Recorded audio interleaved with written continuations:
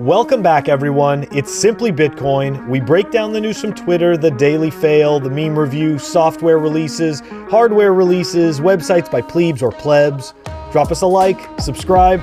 We're going to the numbers. Let's check them. Number time! At the time of this recording, the block height is 692,972. The Bitcoin price is 38,255. Chain rewrite days 1,041. Total public Lightning capacity 2,021.96. We're gonna have a talk in a sec. Bitcoin versus gold market cap 6.11%, and sats per dollar 2,614. So was that the last time that Satoshi's going to cluck for the Lightning Network? I think so. And I was starting to think today already, like what can we have for the Lightning? So we're working on it. We're going to come up with sound for every time the Lightning Network the public Lightning Network hits an all-time high. Okay. I like that.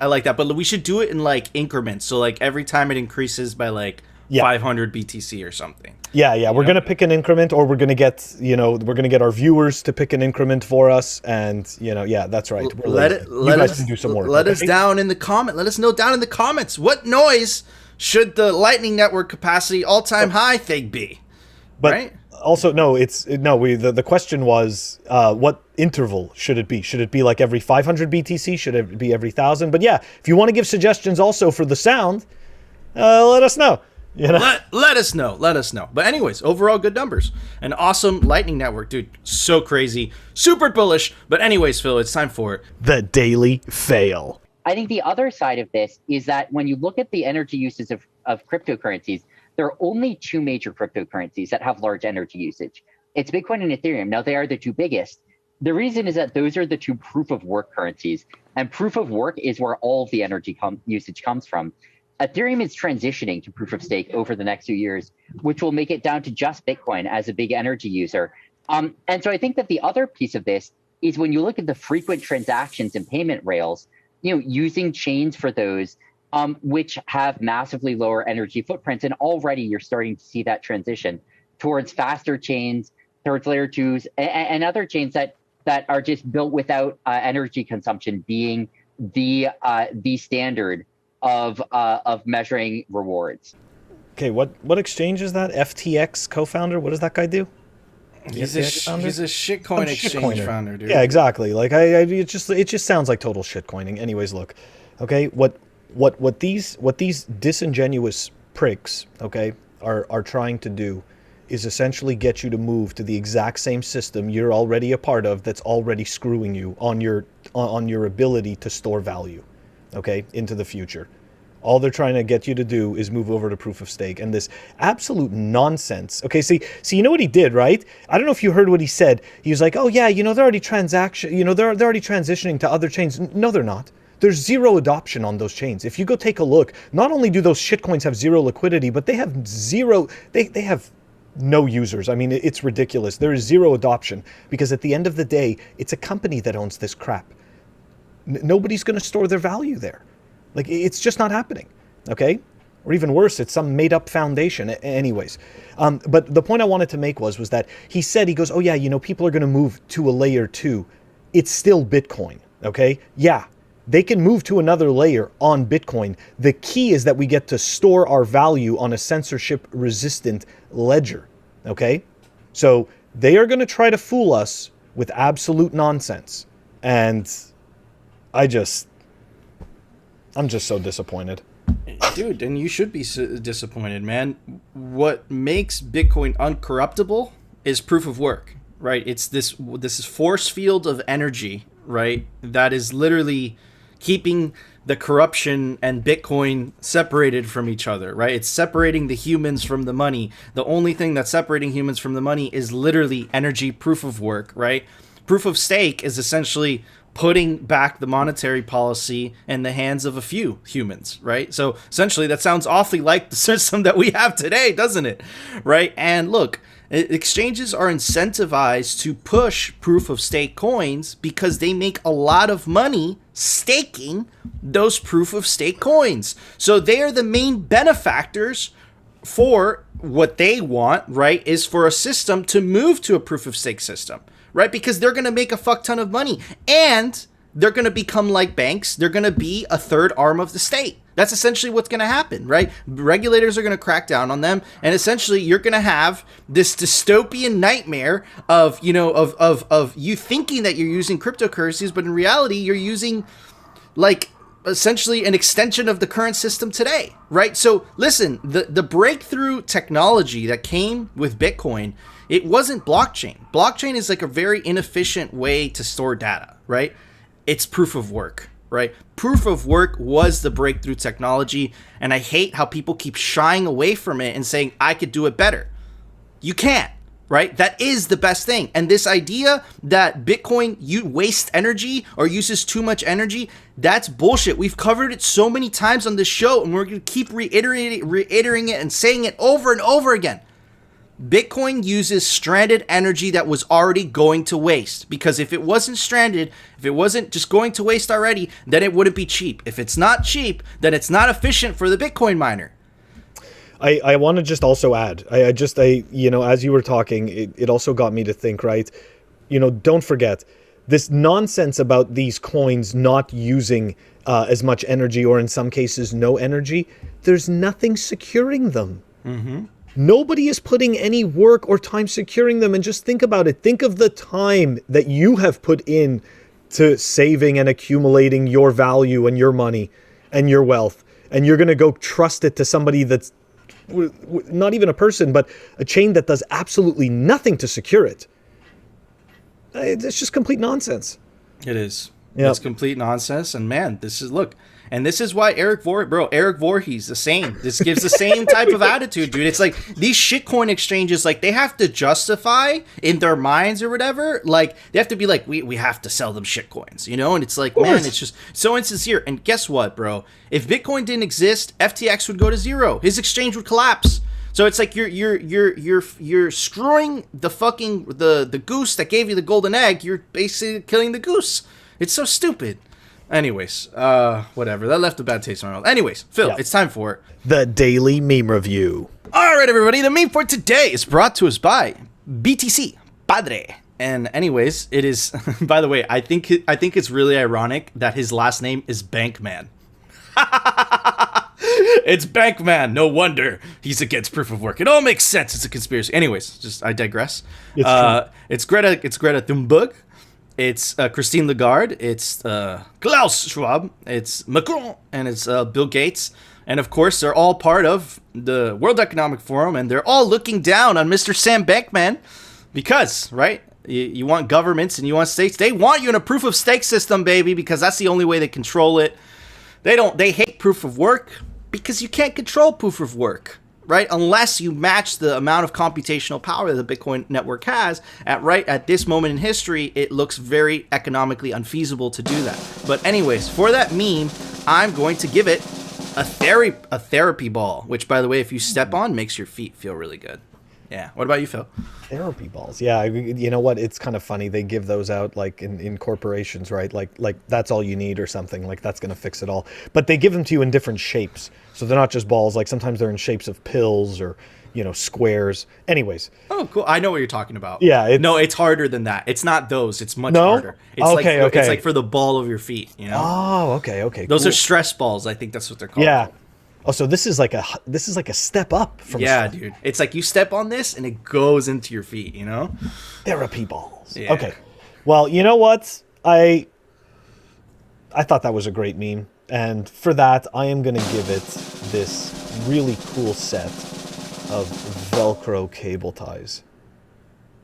Oh, dude. Wow. That's right. Over the rainbow. Kiss the rainbow. Skittles.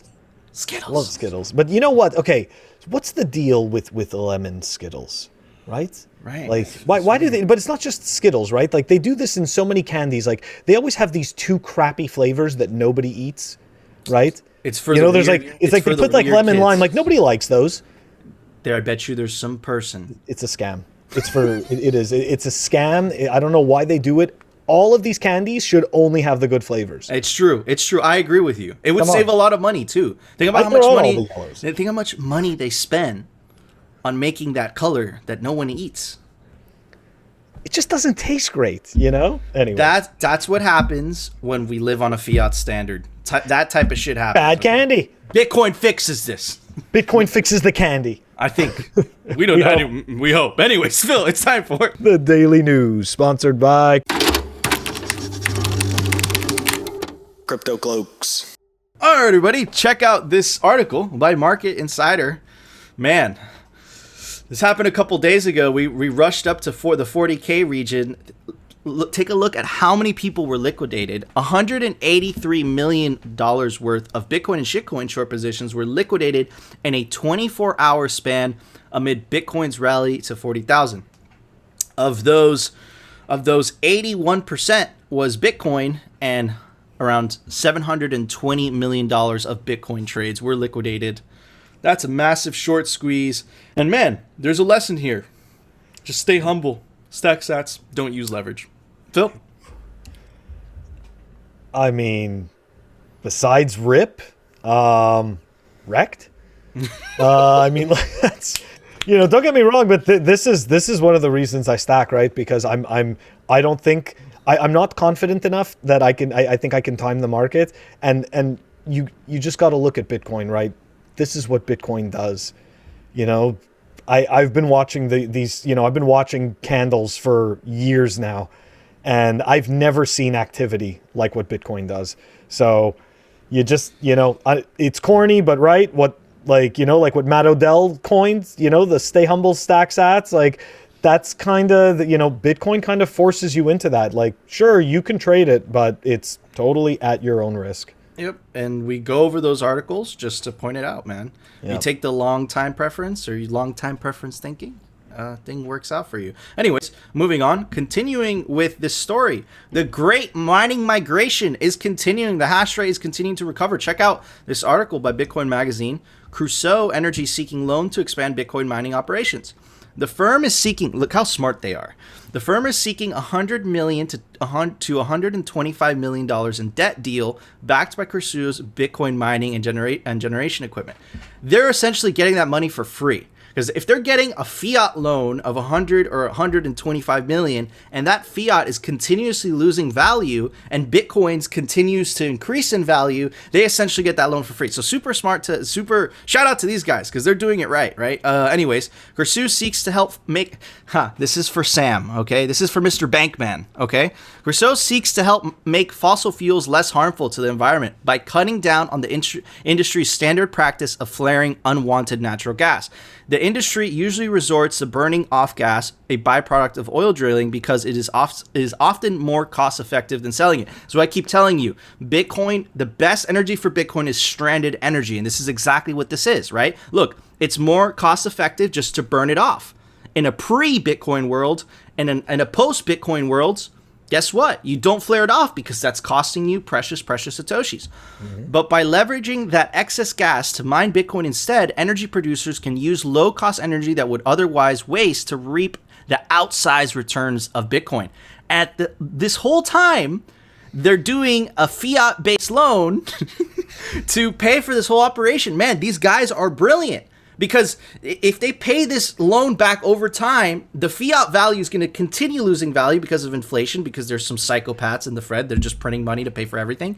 And they're the ones mining Bitcoin the entire time, and that Bitcoin continues to gain value. So a winning business strategy there. Phil? You know what? I love the flared gas narrative. That's by far one of my favorite narratives.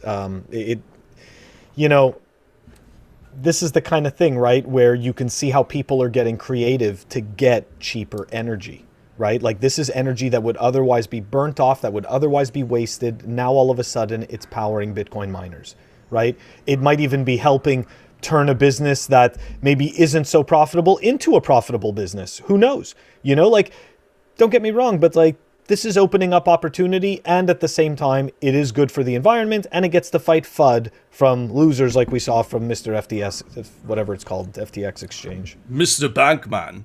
That's actually his name, dude. That's crazy, man. It's like the evil villain, it's Mr. Shitcoin. Yeah, he's there. Okay, anyways. So the big news for today, Phil, check this out. Look, so our fiat government had a fiat government meeting on Bitcoin and shitcoins. Anyways, let's check it out. Elizabeth Warren presses Janet Yellen regulators to address growing threats in the Bitcoin and shitcoin market. She wants Senator Elizabeth Warren wants a comprehensive and coordinated framework, right? And she wants FSOC must act quickly to use a statutory authority to address Bitcoin and shitcoin risks and regulate the market to ensure the safety and stability of consumers in our financial system. Whatever the fuck that means. You know what this tells me? They're scared. Okay. And while I read some more quotes from the meeting, I'm just going to pull up this chart. Okay. And I want you guys to focus on this chart while I read you some of these quotes by these fiat congressmen that we have. Bitcoin and shitcoin. This is to quote Elizabeth Warren. Bitcoin and shitcoins puts the power in the hands of a shadowy, faceless group of supercoders and miners.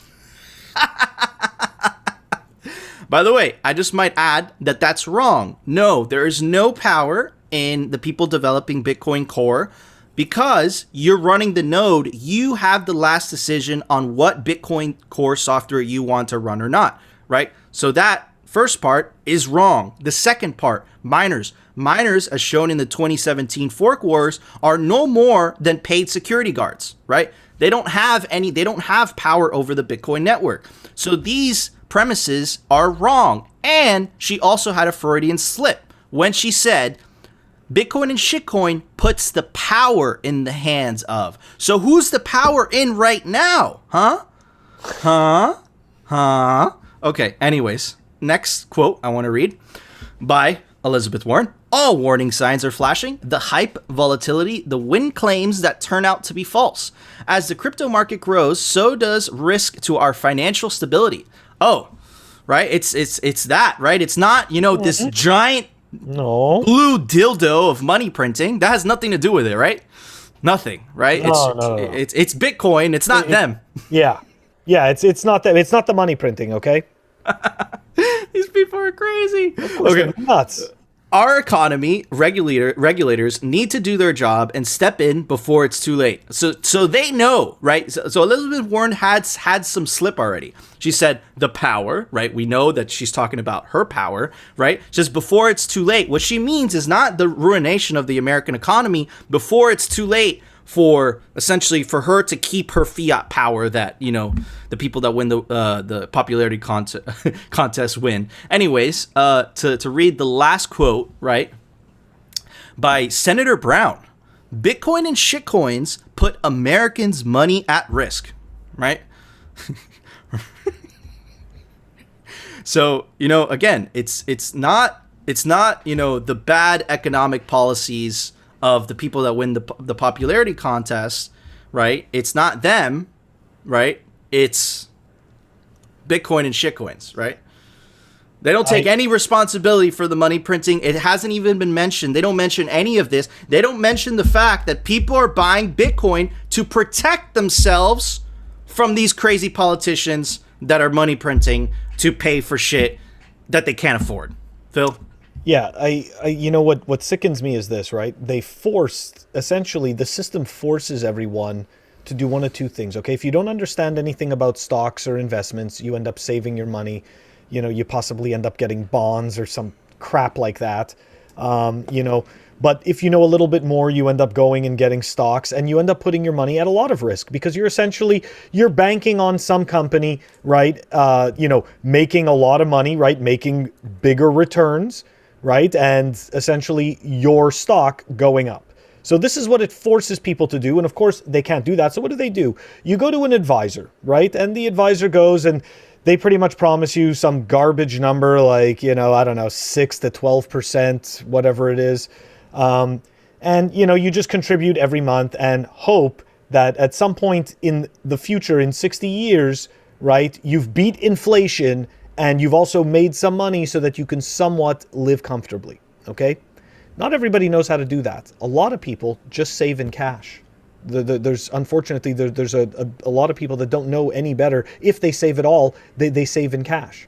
And it's just really sad because those people, right, like I think those people are getting impacted the most, because at the end of the day, you know, their money, their value is going down a lot faster than anybody who knows about the investment tricks. And it's just absolutely pathetic that you have to be forced into doing that. Like, it's not enough that you work, right? And these people try to fool you, right? Like Elizabeth Warren, right? Trying to fool you with this nonsense about securing the monetary system. These bubbles and busts are built into their monetary policy. They have no frickin' clue what they are doing. This is guesswork. We wish that we could get paid to do the stupidity that they do, okay? And get away with it. Yeah, it's absolute nonsense. And it's just, it's going to end, right? You shouldn't have to jump through these hoops. Man, it's crazy, and it's absurd, because you have these politicians that are saying, like, we don't agree with the money that you're using.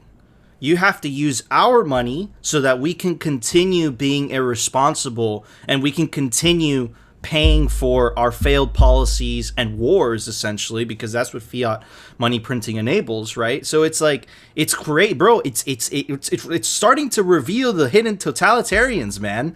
Look, make no mistake, we'd have no issue if the money was backed properly and it wasn't printed to infinity. Right? Bitcoin wouldn't have to exist if the money wasn't shit. That's the truth. Like, this is what people don't realize. Like, people sit there and they point to Bitcoin and say, oh, this is the problem. You know? What are you talking about? This isn't the problem. The problem was already there. Bitcoin's the answer to the issue. We already had the problem. They were already reckless and incompetent with the monetary policy. That already happened. It's crazy, but this is war, okay? Like we've been saying, expect this rhetoric to intensify, and expect for them to attack again. They're going to push the proof of stake because they can control it. They're going to push the central bank digital currencies because they can control it. And they are going to attack Bitcoin, and they're going to attack proof of work, right? Because they cannot control it. And it's a system that's operating outside of their control, and these people absolutely cannot have that, right? And you see that's what Elizabeth Warren is talking about, right? So again, these fiat politicians, the war is starting. You know, these are the opening shots, but expect it to get worse before it gets better. We are entering the then they fight you stage, right? This is the last stage, and then we win, right? But we're entering the then they fight you stage. But anyways, Phil, there was a software release today. Why don't you tell everybody about it? Software releases. But it's crazy because it's fiat that enables them to have that type of mentality. If you take away fiat from them, dude, they can't survive. It's exactly what you said. They have to start providing. It's like they actually start becoming like your servant. You know what I'm saying? Instead of you being their servant because they control the money, right? It's crazy. They're supposed to serve the people. But they don't. They That's enslave the people, dude. They win a popularity contest and they're like, yeah, power. The best way to explain it, the best word I have found throughout all the years is usurp. Okay? The government usurps the people. Yep. Anyways, all right, everyone, we've got Bisq version 1.7.2 that was released. For the people that don't know, Bisq is a decentralized way of buying and selling Bitcoins, a decentralized exchange, non-KYC, good stuff. Check it out. Links down below in the show notes. Awesome. Thank you, Phil. Yeah, Bisq is definitely awesome. Definitely give it a try. If you haven't tried it out, Bisq is super cool, right? Totally worth it. It's a peer-to-peer exchange, exactly what Phil said. But anyways, guys, if you enjoyed our show, you know what to do. Smash that like button. And of course, if you want to continue hearing the catastrophic fiat and shitcoin fails and the Bitcoin news from the bleep perspective, definitely consider subscribing. And we'll see you tomorrow for another episode of Simply Bitcoin.